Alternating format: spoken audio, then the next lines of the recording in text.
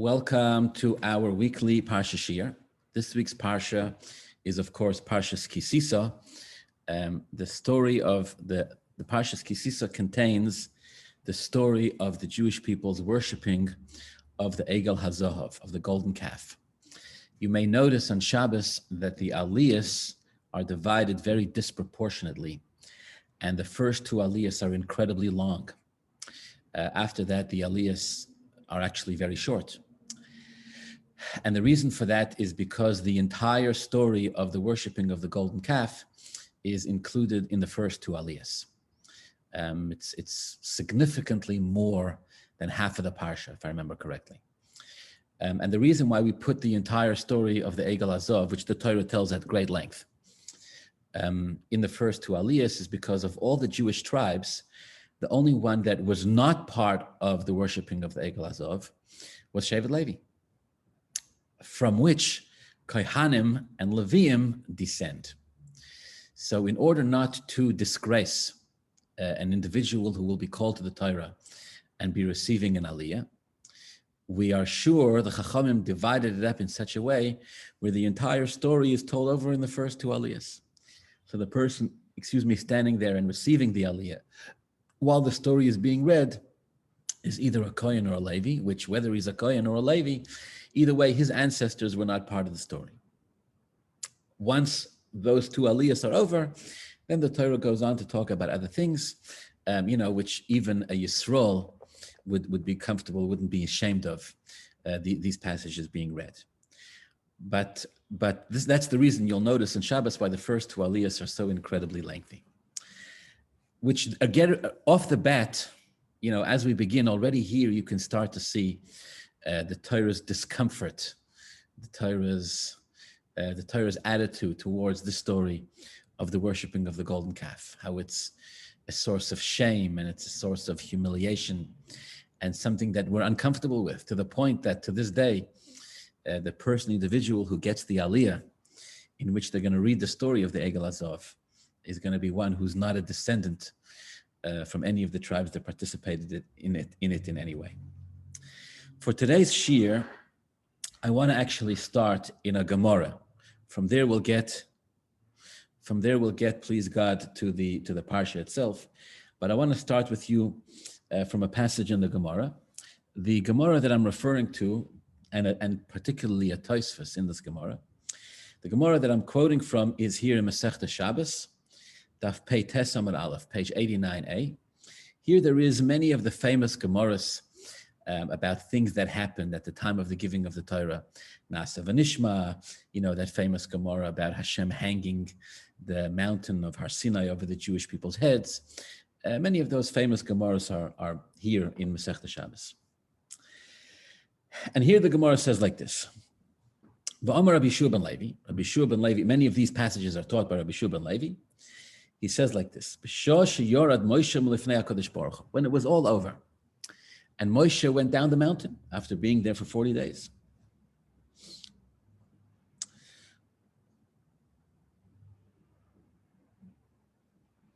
Sutton, the Sutton came, V'amar lefanav, and said, Rabbeinu Shalom, Master of the world, Torah heichani, where's the Torah? So when it was all over, the Sutton comes to Hashem and says, Rabbeinu Shalom, where's the Torah? Omar Loi, Hashem told the Torah, Nesatiha la'oretz, I gave it, I placed it upon the earth. I gave it to the earth. Holachetz la'oretz, so the Sutton went to the earth. Omar Loi, the Sutton says to the earth, where's the Torah? Omar Loi, the earth says to the Sutton, Elokim heven darka. The earth says to the Sutton, ask God, what do you want from me? I should tell you where the Torah is. Sutton's getting the runaround here. Hashem says go to the earth says go to Hashem. Holachetzel Yam, says the Gemara, the Sutton went to the ocean, to the sea. Omar Loi Eini Modi, the sea says, not with me, I don't have it. Holachetzel Tehoim, the Sutton went to the depths. Omar Loi Ein Bi, the depth said, no, it's not with me.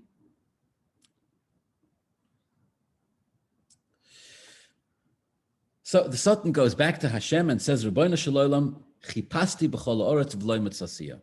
I've searched everywhere throughout the entire world, and I didn't find the Torah. Hashem says, quote, Amalai, Hashem says to the Sutton, Lech Eitzel ben Amram. Go to the son of Amram. Holach Eitzel Moshe. The Sutton goes to Moshe. Omar Loi, and the Sutton says to Moshe, Torah shenasan Loi HaKadosh Baruch Hu. The Torah that Hashem gave you, where is it? Moshe says, Moshe is the icon of humility. Moshe says, who am I? Hashem should give me the Torah.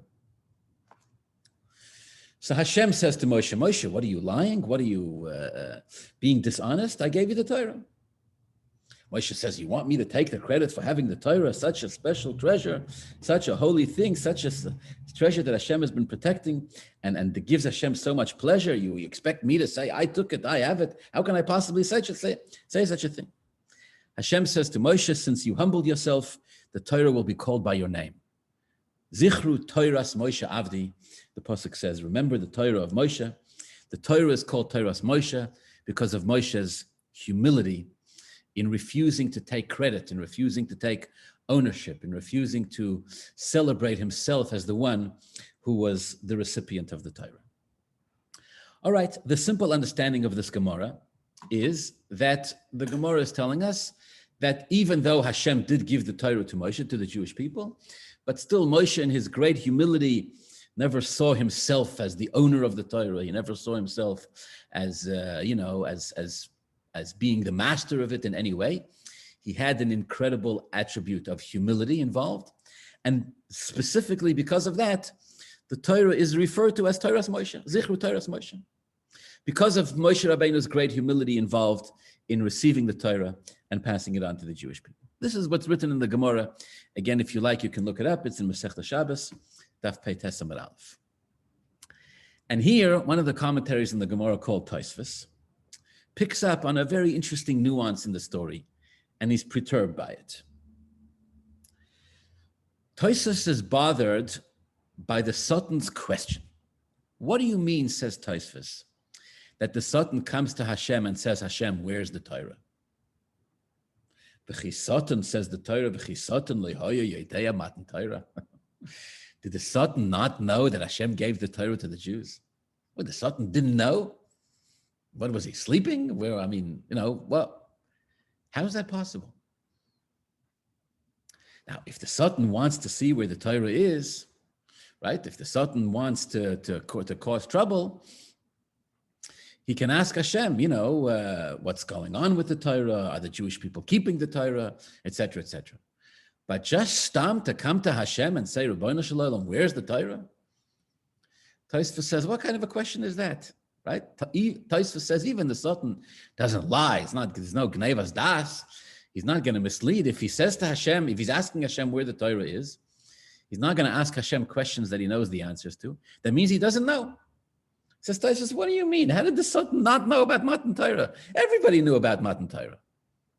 Tosfos doesn't quote this here, right? But the Medrash tells us that when Hashem gave the Torah, the whole world knew about it. The Goyim, it says, went running to Bilam to ask him what's going on. Bilam told the Goyim, Hashem oiz la'amo yitain. Hashem is giving his people, Yisbnei Yisrael, Hashem is giving them oiz. Hashem is giving them great strength. The Jewish people asked Bilam, should we be afraid? Are they going to hurt us? Bilam said, don't worry. Hashem yivorech esam v'shalom. Hashem will bless his nation with peace. Don't worry, they're not going to hurt you. But if all the Goyim knew that Hashem gave the Torah to the Yidden, and surely all the Yidden knew that Hashem gave the Torah to the Yidden, and surely the angels, the Malachim, knew that that Hashem gave the Torah to the Yidden. All of creation, it says, was waiting for this moment since the 6 days of creation. How did the Sutton not know that Hashem gave the Torah to the Jews? This question is asked by Tosfos in the Gemara. How did the Sutton, did the Sutton not know that Hashem gave the Torah to the Jews? This is Tosfos' question. It's not for now, but every year around Tishrei time, when it comes around the time of Rosh Hashanah and Yom Kippur, we talk about this, right? Because there's many things that we do, especially around Rosh Hashanah and Yom Kippur time, to confuse the Sutton, right? Like we don't blow shofar on Erev Rosh Hashanah.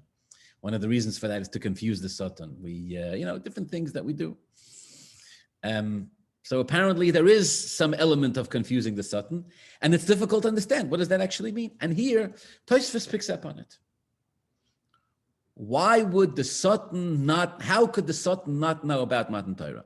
Again, in the story that the Gemara tells, this part of the story is a nuance, really. The main point the Gemara is trying to bring out is that Moshe took no personal credit for the Torah, and because of that, because of his humility, it's called Torah's Moshe. But Tosfos is perturbed. This is a classic Tosfos style. He's perturbed by this element of the story. Why is the Sutton asking, where's the Torah? Well, he doesn't know where the Torah is.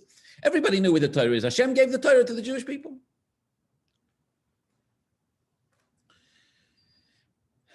And Tosfos gives what I think, what seems to be a hair-raising explanation. Tosfos quotes a medrash. The medrash says that the Rabbeinu Shalom was concerned that if the Rabbeinu Shalom made sure that the Sutton would not know that he was giving the Torah to the Jews. Hashem distracted the Sutton. It doesn't say exactly how or what Hashem did.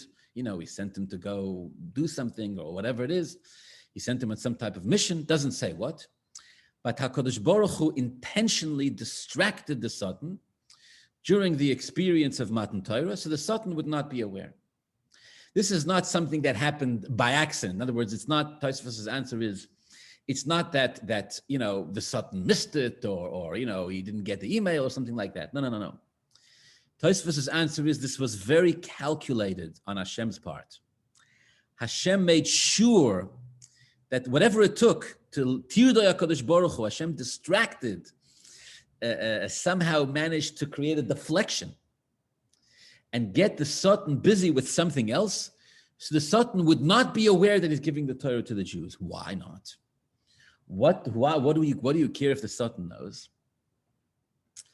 Because, says Tosfos, Hashem anticipated that if the Sutton, listen to this, Hashem anticipated that if the Sutton would be aware that he was giving the Torah to the Jews, the Sutton would prosecute the case. And the Sutton would try to talk Hashem out of giving the Torah to the Jews. How? Why? So Tosfos quotes what Hashem anticipated the Sutton would say were the Sutton to be aware of the giving of the Torah. Quote, Uma sida lachtoi l'soif mem yoim be'egel. Ata noisin lehem ha-Torah. End quote. A nation that after 40 days is going to sin with the calf, you're going to give them the Torah? Really? Hashem anticipated that the Sutton was going to come to him during the giving, as he's about to give the Torah to the Jews. And the Sutton was going to go, whoa. Rabbeinu Shalom, I think you may want to rethink what you're about to do. Really? You want to give the Torah to this nation? In 40 days, they're going to sin before you with the calf.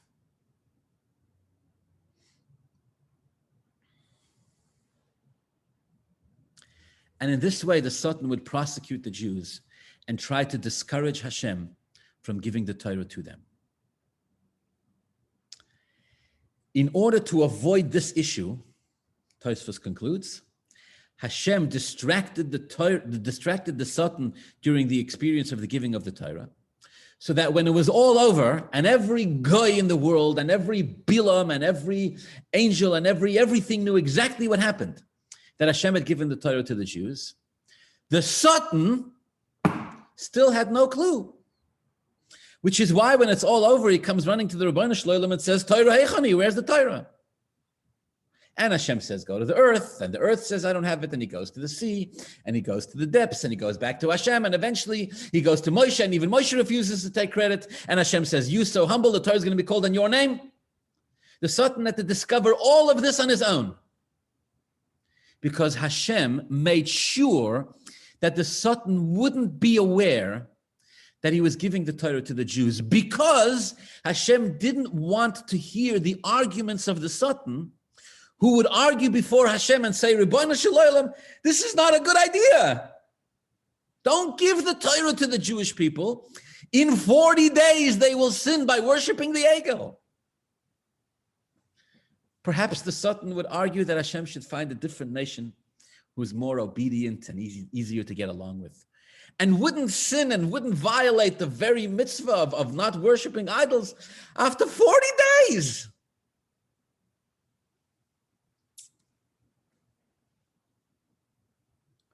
Hashem anticipating the Sutton would make this claim, distracted the Sutton, so the Sutton doesn't know that he's giving them the Torah.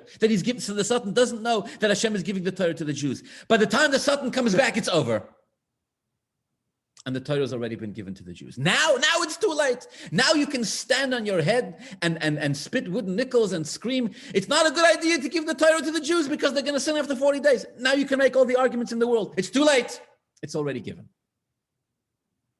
For this reason, Tosfos says, the Sutton did not know what happened to the Torah after it was given. Okay. There's a couple of more details in this Tosfos, but for now, we're going to leave it at that. This is, of course, incredibly difficult to understand. Let's focus on two parts. Number one, how did the Sutton know that the Jewish people were going to sin 40 days later with a golden calf?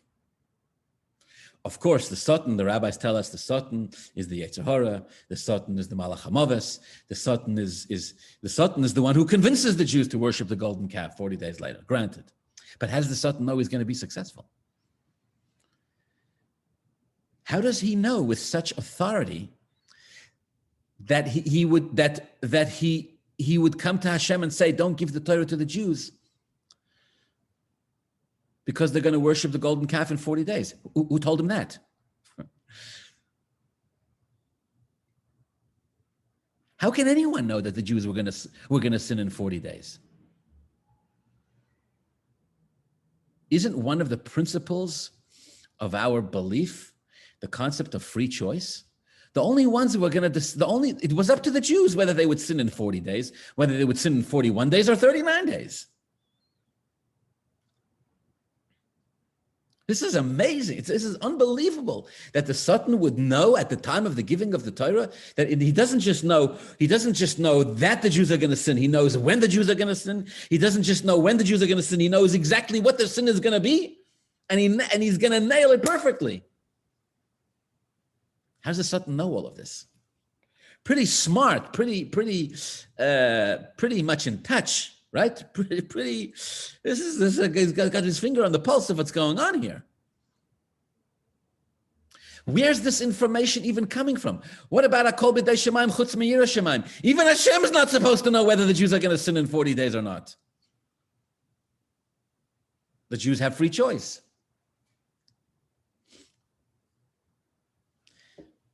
So question number one, how does the Sutton know? And question number two, however the Sutton manages to get this information, however the Sutton manages to find out that in 40 days the Jewish people are going to sin, granted, okay, he got it somehow. I don't know, he read the small script. I don't know how he found out somehow. So Hashem anticipates that the Sutton's going to come to him and say, Hashem, don't give it to them. They're going to turn their backs on you in 40 days in a spiritually grotesque way. The Gemara compares the sin of the golden calf to a couple cheating on each other while they're still standing under the chuppah. 40 days after the wedding, boom, the Jewish people worship the golden calf. So the Sutton, however he gets this information, the Sutton would come to Hashem during the giving of the Torah and saying, Hashem, this is not a good idea, don't give it to them.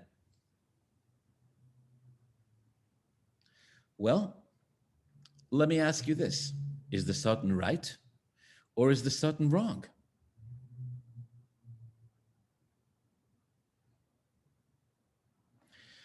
Again, granted the Sutton somehow has this information. We have to talk about that. How does the Sutton get this information? Fine. But granted he has it somehow.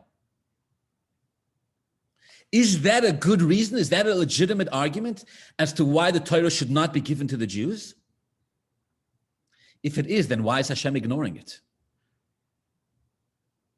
Why is Hashem ignoring? Why is Hashem distracting the Sutton? Go away, go away. I don't want to hear you. I don't want to hear what you have to say. Well, what if the Sutton has a good argument? And if the Sutton doesn't have a good argument, I'd like to know Hashem's answer. What is the answer to the Sutton's argument? And if there is an answer to the Sutton's argument, why chase away the Sutton? Why distract him? Say, go, I don't want to deal with you right now. Why? If his question has a legitimate answer, let's hear the answer.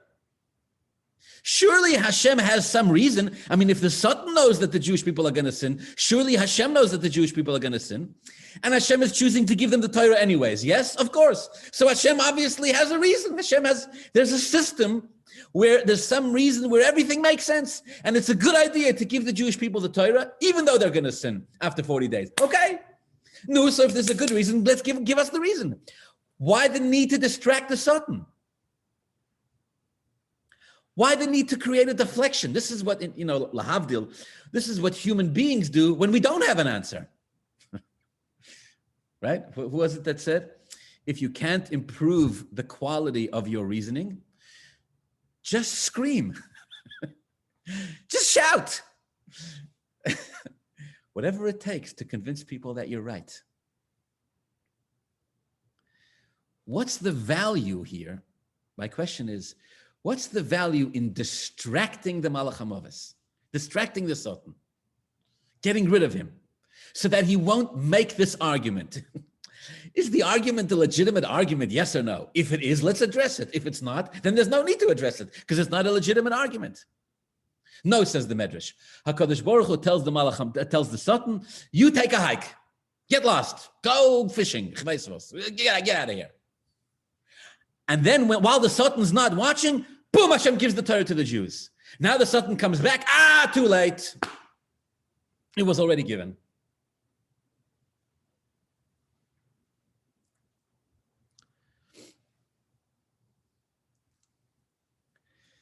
The whole thing seems difficult to understand.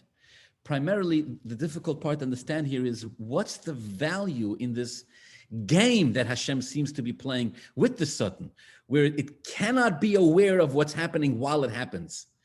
It can only find out about it later.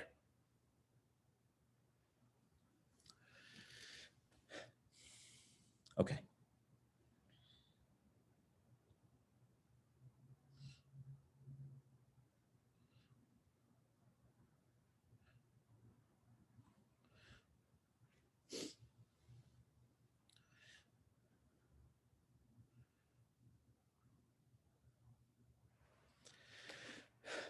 All right, now let's think really, let's think deeply into the actual story of the Egel Azov. If you have a Chumash in front of you, let's take a look. Even just at a few psukim of the actual story of the Egel itself.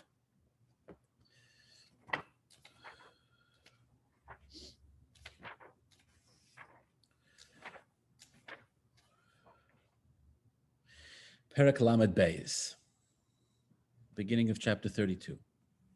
The pasuk says, "Vayar ha'am," the people saw, ki voishesh Moshe l'redis min ha'or, that Moshe was delayed in coming down from the mountain.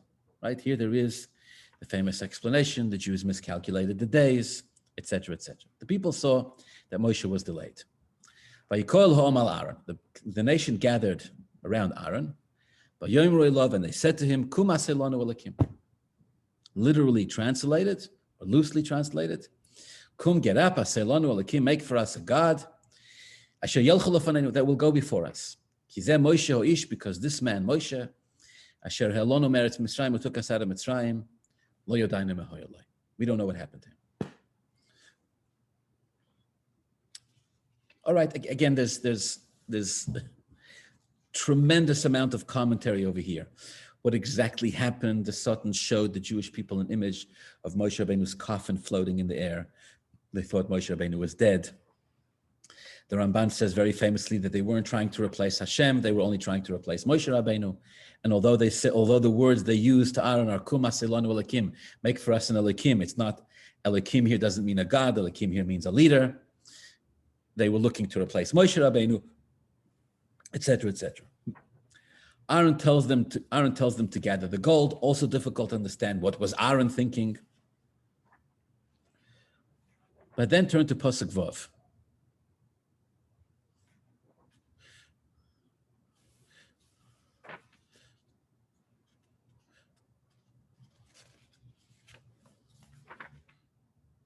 Excuse me, Pasuk Ches. Hashem talks to Moshe Rabbeinu about what's going on with the Jews. Moshe Rabbeinu at this stage is still on the mountain. And Hashem says to Moshe, look what your people have done. Soru maher, they've deviated, they've turned away so quickly.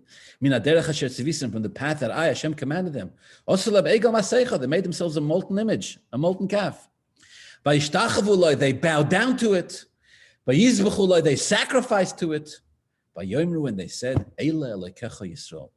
these are your gods, Israel. Asher halucha meretz Mitzrayim, that took you out of Egypt. And of course, the story is incredibly difficult to understand. What is going on here? Again, there is a tremendous amount of commentary. There was the Erev Rav got involved. This was the mixed multitude that Moshe Rabbeinu had brought out of Mitzrayim.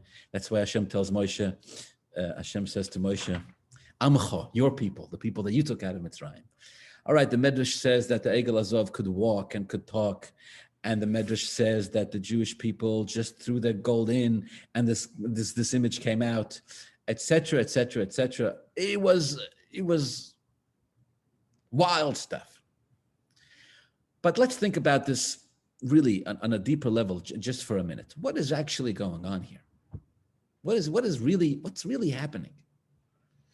Why would the Jews, not just why would the Jews, but how could they? 40 days after Hashem gave them the Torah. And the one instruction they hear from Hashem directly is don't worship idols. How could they 40 days later go ahead and do this? What were they thinking? What was Aaron thinking? What was anyone thinking? What is going on here? Because they miscalculated one day. Moshe Rabbeinu said, I'll be back after 40 days. This is so difficult to figure out that maybe the 40 days don't begin on the day Moshe Rabbeinu went up. Maybe the 40 days begin the next day.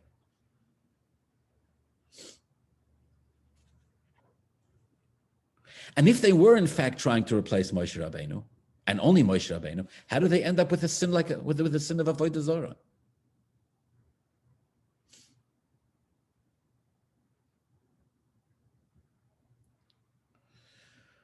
What in heaven's name happened here?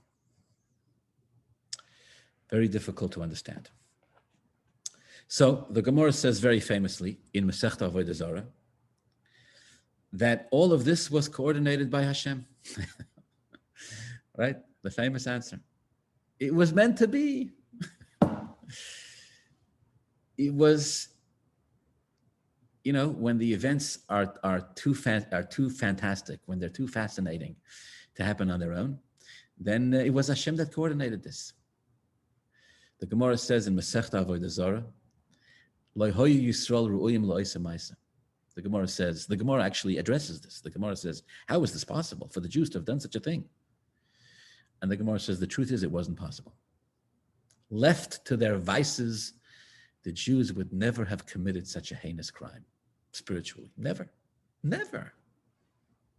40 days after they heard Hashem say, don't worship idols, they would have never done such a thing.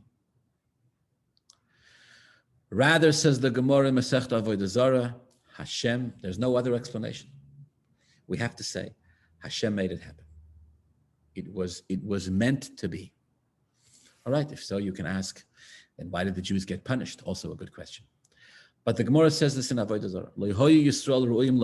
There's no way the Jews on their own would have come to this. It was ordained by Hashem. Hashem wanted it to happen. Why?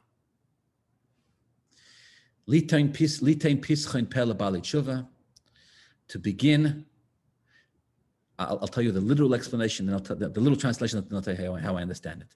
Litain Pischin Pele Bali Tshuva means that for all eternity, no Jew can ever make the claim that he or she has sinned so badly that they cannot do teshuvah. Because surely no sin, no matter how terrible it is, can never be worse than the sin of the worshiping of the golden calf. And once the people did it, and once they did teshuvah, and their teshuvah was accepted, from now on, every person, no matter what they do, no matter how far they've fallen, they can look at the story and say, if they did teshuvah, so can we, and that's the end of it. Okay. That's the literal translation of the Gemara. I'll tell you a little bit how I understand what that means. Hashem looked at the Jewish people and said to them, Hashem looked at the Jewish people after the giving of the Torah. They were on a tremendously spiritual high.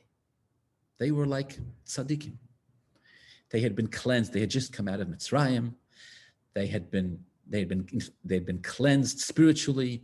In fact, the experience of Matan Torah itself was like a gerus. It wasn't like a gerus. Halachically, it was a conversion. The Jews, a convert, the rabbis tell us, is like a newborn baby. They were crisp. They were pure. They were spiritually pristine. Godliness was as real and as tangible to them as the chair that we're sitting on and the table that's in front of us. They were in a state of spiritual ruchniistic perfection. What's the problem with that? Hashem said, this is no good. It's good, but it's only good for 40 days. After 40 days, we have to shatter it. After 40 days, we have to blow it up.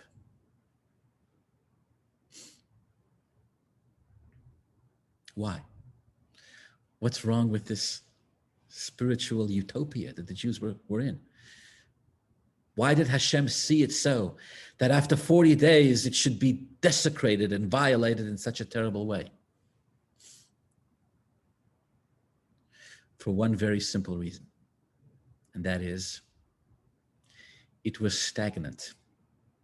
It was stuck. It was limited. It was defined. And sooner or later would become stale. And so Hashem said to the Jewish people, let me teach you, perhaps in a non-conventional way. Let me teach you about the true depth and the true quality of a Yid. Let me teach you about the real meaning of the connection between a Jew and Hashem. Let me teach you about the true nature of a Yiddish neshama.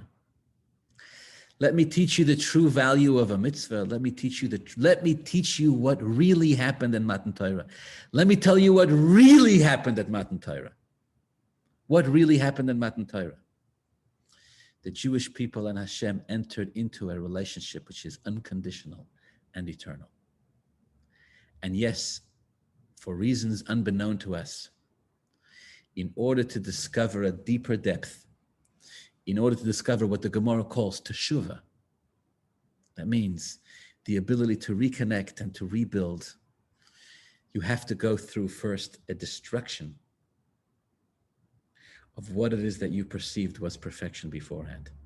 The previous model has got to go in order to make room for a much deeper and a much greater reality. Hashem said, I'll let you sit there for 40 days. 40 is its own set of completion, right? For 40 days, you can sit there.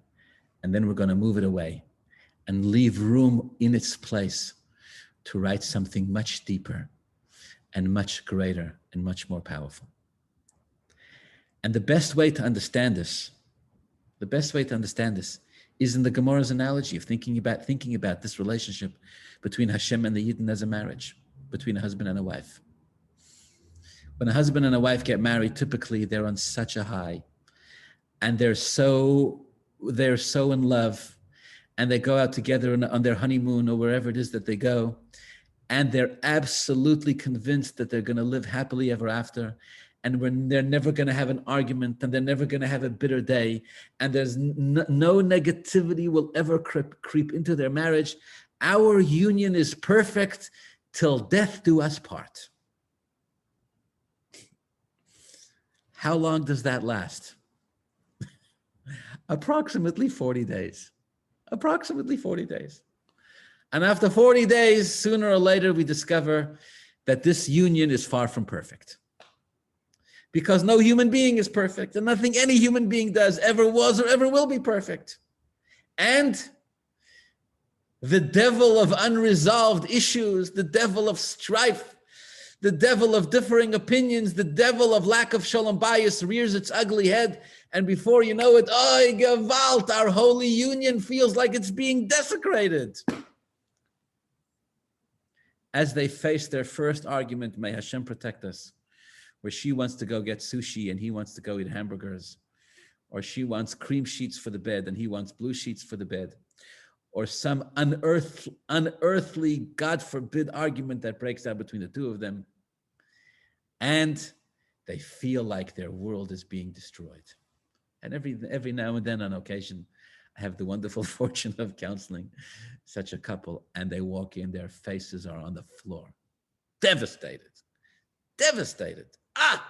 What is wrong? We thought we would never struggle like this. We thought we would never fight. We thought we'd never have a bad day. We thought everything would be wonderful. The pain of the shattering of the innocence is written all over their faces, and they're crestfallen. We thought we did everything right. We read all the books and we took all the classes and we went to all the shiurim and we promised ourselves we'd follow all the wisdom and now look, it's all going up in smoke. And it is of course at that moment that the couple begin to learn what a marriage really is. Hopefully. And they begin to learn that the definition of quality marriage is not the absence of differing opinions. The definition of a good marriage is not the absence of a bad day or a bad mood. The definition of a good marriage is not that we always agree with each other and nobody ever does anything that bothers anybody else. The definition of a good marriage is two people whose relationship is constantly growing. They're becoming closer and their relationship is deepening every single day. Sometimes very difficult to watch a child go through something. Especially as a parent, you watch your child go through pain and you think to yourself, man, I would do anything in the world to protect my child from this pain. And yet, it's not how Hashem made the world. Not only is it not the way Hashem made the world, but if we could, we obviously can't, but in theory, if we could protect our children from pain, we'd be doing them a disservice because at some point the children leave, go off on their own, and then what? And then they experience pain and there's no way of dealing with it.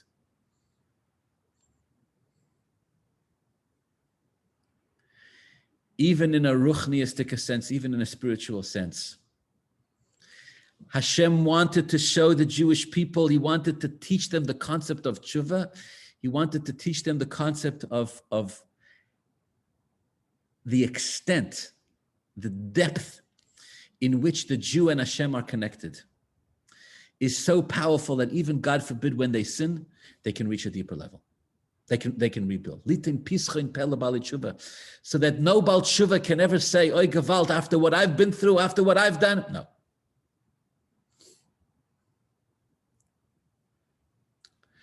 Because of this, Hashem coordinated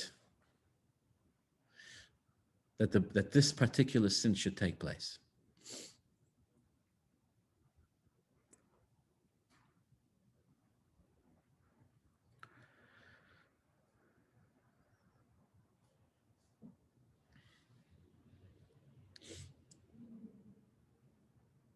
And the Jews sinned. And they failed. And they were disappointed. And they looked at themselves and they looked at each other and they said, what in heaven's name is going on here? How could we, the people who heard Hashem say, Anochi Hashem Elokecha lo yeh lecha, how could we do such a thing?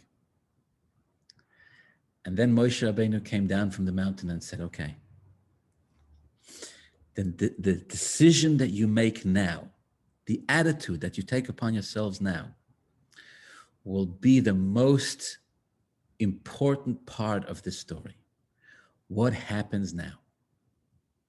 Now that you've sinned, you pack up your bags and go, apparently I'm not the chosen nation. Apparently I'm not the one. Apparently I'm not the man. Apparently I'm not the woman. Apparently it's not us. Apparently we weren't the Ummah. We weren't the nation destined to be Hashem's chosen people because we sinned.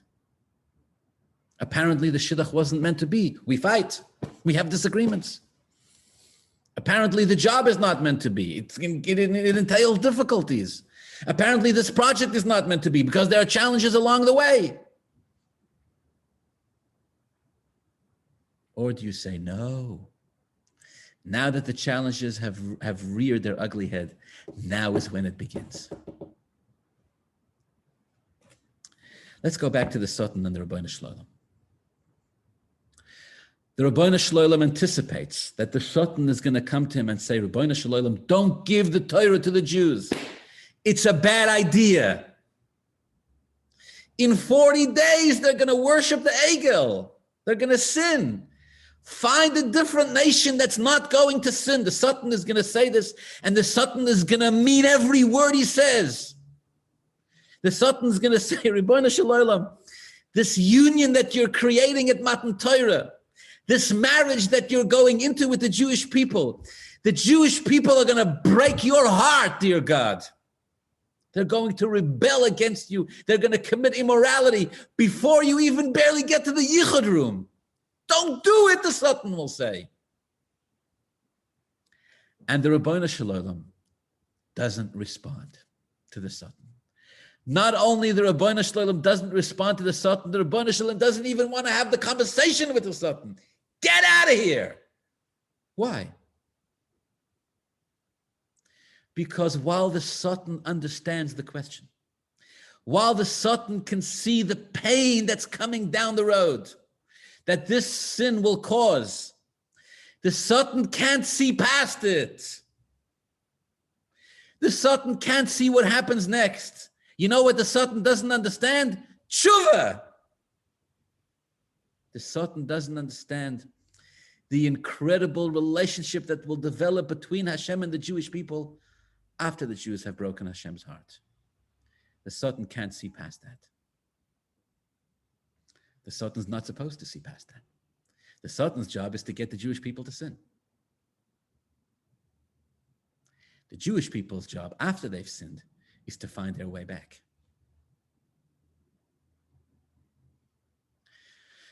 The Holy Kotzker Rebbe once said, there's something that isn't a sin, but it's worse than all the sins in the Torah.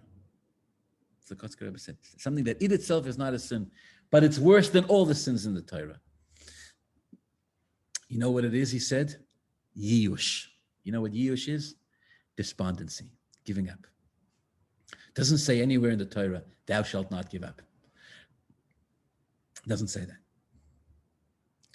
But if you give up, it's worse than all the other sins. In fact, he said, the Sutton, a person's Yetzer Hara, doesn't care so much if you do the Aveira or not. But when a person doesn't care as much about the Aveira as it does about the Yiyush, about the despondency that comes after the Aveira. When the Aveira is over, the Sutton wants the Jew to say, I give up. I can't. Close up shop and off we go. That's what the Yetzer Hara really wants. And that's what it has wanted from day one. In fact, it would have been ready to present this case to Hashem and say, Hashem, Ribbono Shel Olam, the Jewish people are only going to be, if you give the Torah to the Jews, it's only going to be a source of misery and pain. The Jewish people are going to sin. And the Sutton was right. The Sutton was right. They were going to sin. But there was a purpose. In this case, it was coordinated. It had to have been coordinated. In other words, the Gemara says it had to have been coordinated. There's no other way to explain it.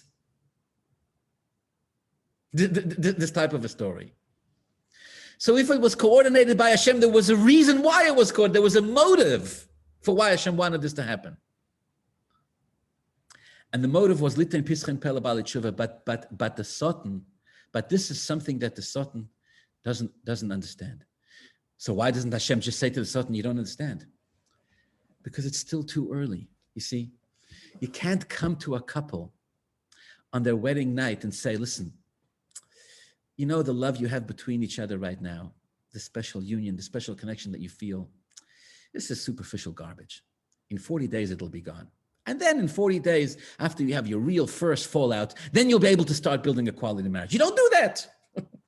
On the night of the wedding of the Chosen Kala, everybody dances and everybody says L'chaim and everybody wishes them Mazel Tov and we wish them many happy, healthy years together. Sollt ihr alle sein gesund.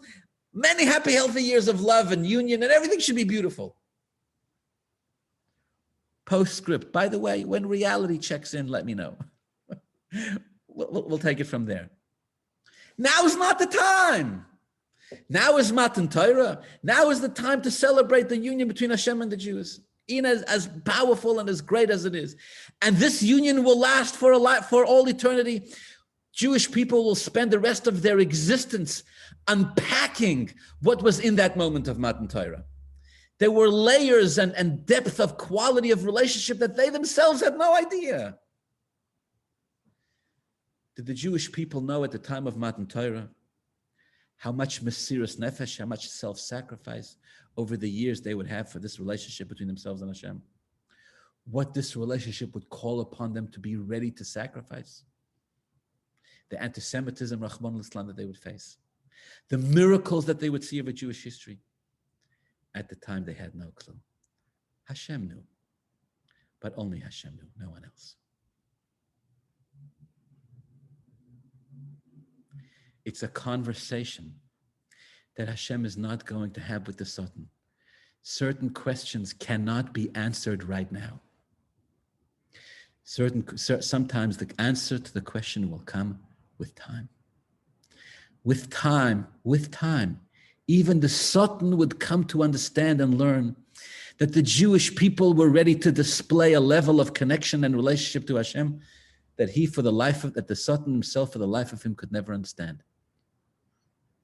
But right now, at the giving of the Torah, it's way too early.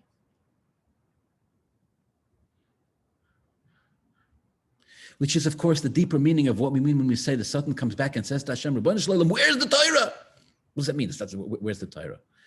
What that means is that the Sutton can tell that there's something about this that is unfathomable to him, even to the Jewish people. Something is happening here, the depths of which, the extent of which will play out over thousands of years of Jewish history.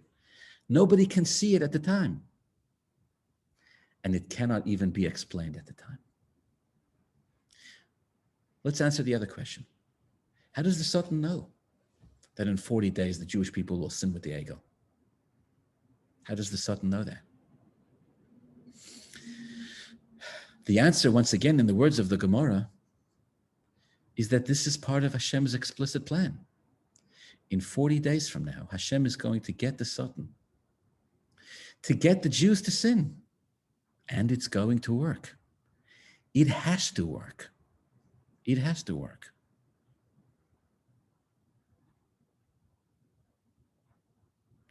Because we have to give a Pischin Pella Bali Tshuva, we have to create an opportunity, we have to create a moment here where the Jews can start to experience what it means to climb to a deeper level of understanding. The Sutton is going to be instrumental in making this happen. It's on the Sutton's program. He knows that it's going to happen, but he doesn't know the meaning of what's going to happen. He knows that it's going to happen, but he doesn't understand the significance. He doesn't understand the purpose, and he's not supposed to. It's not his job. Hashem says, you do your job, mind your business. Hashem says, I run the world, I'll take care of everything else. So Hashem distracted the Sutton, sent him on a wild goose chase, and gave the Torah to the Jewish people.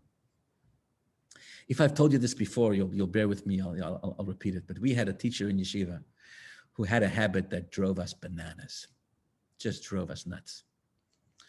He would give 2 or 3 times a week, he would give 2-hour shiurim in Gemara.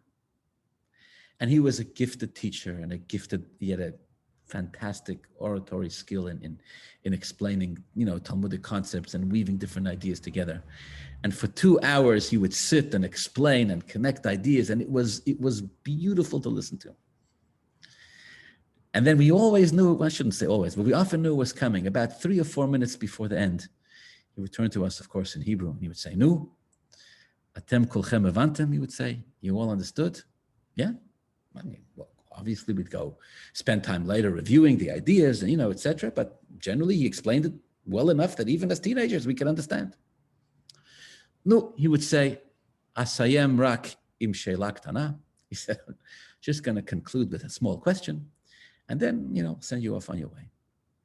And then when there was 120 seconds left to his shiur, he would drop the equivalent of a Talmudic atom bomb on his own shiur. Boom! Destroy it. Rip it to shreds in 2 minutes. Destroy his own shiur. Tell us to have a nice day and go upstairs and continue studying. And so we would. We'd go upstairs. We'd continue studying. We'd review his shiur. And then in the end, we'd review the question. And the question seemed to undo everything that he had taught for 2 hours. And it would get frustrating. Eventually, we asked him to stop. We're like, "Look, Rabbi, we love your shiurim. They're great. Why the need? What are you, Michelangelo? You have to rip the whole thing up before you're done because you don't like it? Well, what? Let it be. It's a beautiful shiur. Why do you have to do that to your own shiur?" So help me God, I shall never forget his answer. He said, "My dear students, always remember when you learn, questions are more important than answers. I don't know if you'll remember my shiurim," he says to us. "I don't know if you'll remember everything I taught you. But I pray to God that you will remember that I always left you off with a question." Why is that? Because a question propels you further. Because a question calls upon you to dig deeper and to search harder and to not be satisfied with what you have until now. The question pushes you and says, everything you have until now is good, but not good enough. And if you stay stuck here, you'll not have touched the true depth of the Talmudic wisdom. He says, after every answer comes a question. After every question comes an answer, and then another question. Keep digging, keep exploring, keep learning, keep thinking, keep growing. Don't ever stop.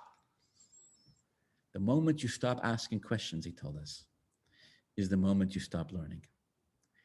It's not my job to merely provide you with Talmudic insights, he told us. It's my job to inspire you, to motivate you. I don't want you to repeat the drushas, the teachings that I'm giving you. I want you to go and learn for yourselves. Go explore and discover. Go. The question will push you to do that. The question will tell you there's more depth here that you haven't discovered. Go and find it. The answers make you feel too comfortable. The questions make you feel uncomfortable. And off you go. And he was right. The questions made us uncomfortable. But they pushed us to study more. In the master's plan of things, in the master's scheme, the Egel Azov is a question. It was a question that Hashem challenged every single Jew with and said to the Jew, can you find it within yourself to discover deeper, to grow more, to do teshuvah even when you've fallen in a way that is humiliating and embarrassing? Do you have within yourself the strength to keep going? Do you know what kind of strength you have within yourself? Or are you going to give up? And the real story of the Egel Azov is that the Jewish people did teshuvah and spent centuries and millennia doing teshuvah and still doing teshuvah. And that, says the Gemara, is the purpose of the whole story. That's the purpose why Hashem made it happen. Not something the Sutton can ever understand. You know, the Hasidic masters say that from this Tosfos we learn that for the 48 hours of Shavuos, when Hashem gave us the Torah, it's such a powerful Eis Rotzen, such a powerful holy time up in heaven. It's similar to Rosh Hashanah and Yom Kippur. Just like Rosh Hashanah, Hashem distracts the Sutton so the Jewish people's tefillahs can go before Hashem. So too on Shavuos has the same type of spiritual energy. Perhaps I would extend it to say, every time a Jew learns Torah, Every time a Jew learns Torah, it's like a miniature giving of the Torah. It's a reenactment of it. And there you have the Sutton who wants to argue, the Sutton who wants to create problems and say, it's not going to last. It's not going to stay here. There's going to be some form of, some question is going to come that's going to challenge all of this. And the Rabbanu Shalom turns to the Sutton and says, shh, go away, go away. You don't have a clue what's going on here. This is an eternal people and an eternal Torah who will discover eternal levels of truth and commitment in it. This is a tireless people who are connected to Hashem infinitely, who will search for more depth in their own relationship with Hashem and will never stop. Have a wonderful Shabbos.